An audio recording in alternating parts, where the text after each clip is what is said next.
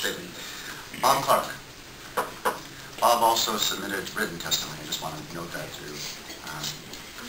people attending and to the board. Welcome, Bob. Oh, thank you, board members and General Manager McFarland. I oppose this resolution and urge a vote of no. And also I favor canceling this major Portland Light Rail Project. The resolution misrepresents the net benefits of this project and leaves out certain critical facts. The resolution says nothing of Metro citizens wanting this project. It instead talks of bureaucrats and governments wanting this project.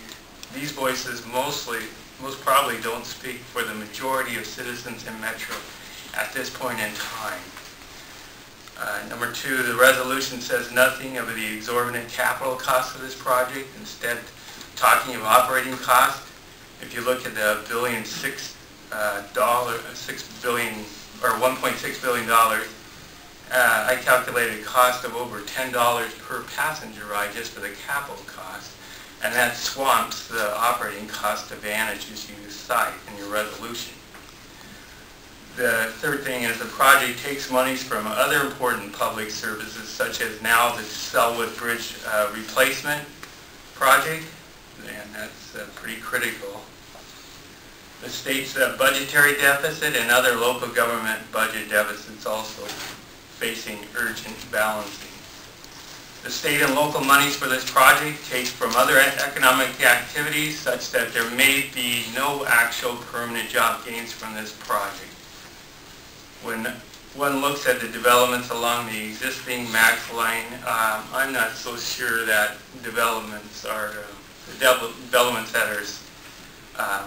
part of the planning along the line are so successful in practice. In textbooks they look very brilliant, but in actual implementation, when I look at the developments along Max going out to Gresham, the Burnside area, it's not really the American dream to me, but more of a apartment complex that invites maybe even ghetto type behavior eventually. And that's the reason you have to increase your security around these things. Number 6, the resolution is not a genuine show of local funding support in my mind, because all of the participating governments are very struggling to get the funds for this major project. And I think the project mainly benefits the downtown Portland area, not so much the outer Milwaukee area. And that's my point again. Right. Thank you. Very succinctly stated, and I appreciate it. Any questions? Appreciate your testimony. Yes. Thank you. John Charles.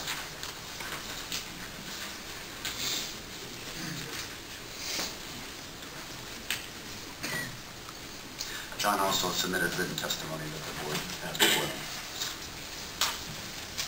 Thank you, Mr. Chairman. My name is John Charles, Cascade Policy Institute, and I definitely am not going to attempt to read my long email. That's why I have my little stopwatch here.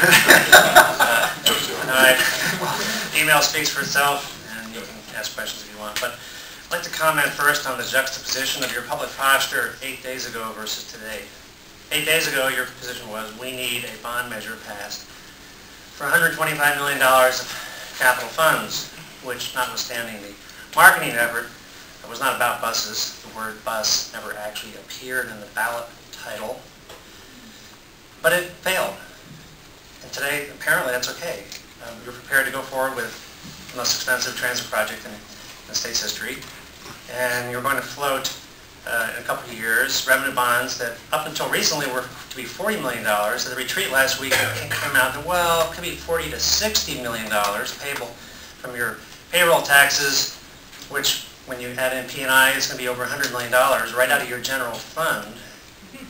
And your $125 million that you needed last week, okay, if you're not prepared to reconcile that today, then you should vote no today. Amen.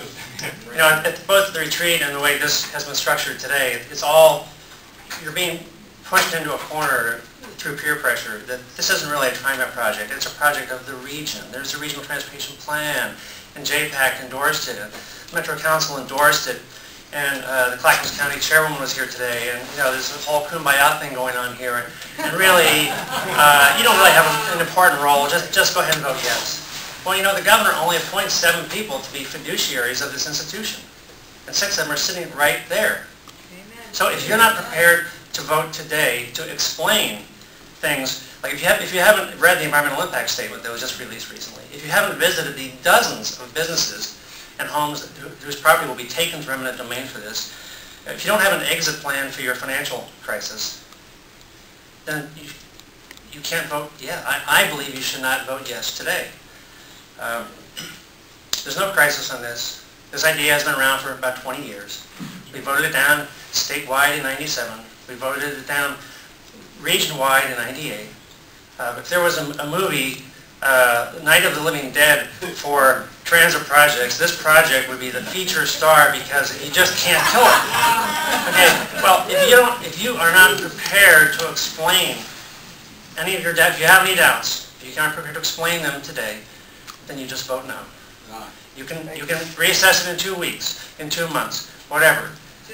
There is no crisis. You are the fiduciaries. So if you're going to vote yes, I hope you have all the answers. If you have any reasonable doubt, just vote no. Thank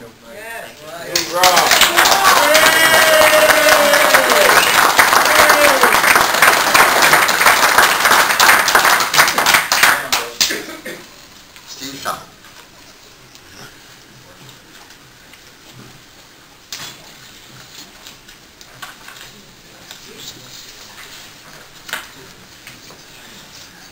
Cherbourg, glad to be here again. That clapping was from the people whose payrolls you will steal to pay the bonds for this project. Yeah.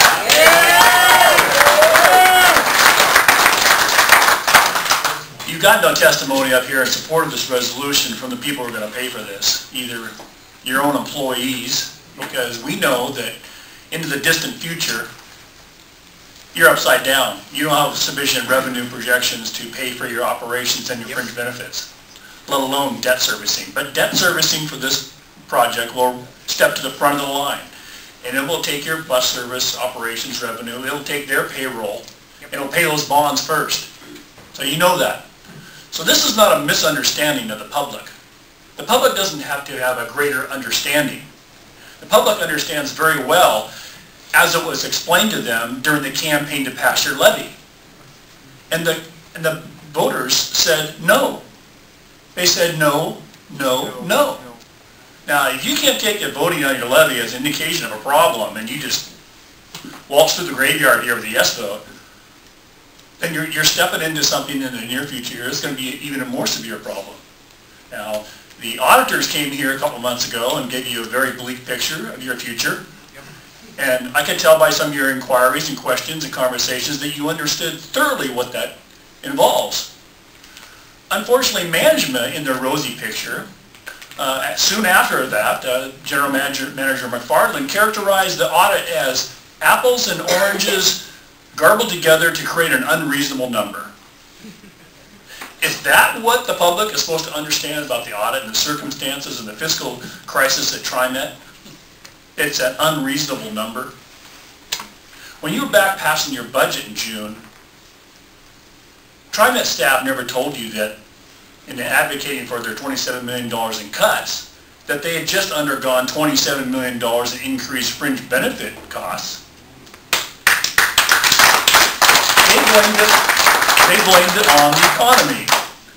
The TriMet staff did not tell you that they were not going to get the 60% federal fund until after the budget was passed. And we have a sequential period of events here where the TriMet staff has managed to step around all the obstacles and continue this rosy picture.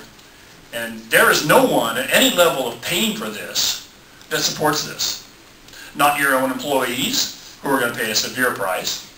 Not the taxpayers in the state.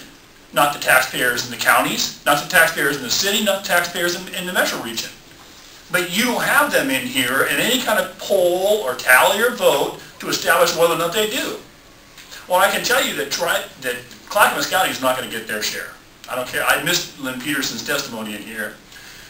But there's also word circulating, real reliable word, that she's going to abandon ship soon after this passes. So she won't be around the county to face the reality that they're maxed out, they have no urban renewal source, they're not going to get it, and the rest of your package from the lottery and everything else, it takes the payrolls at every level from existing jobs and spends it on your debt you're creating by passing this resolution.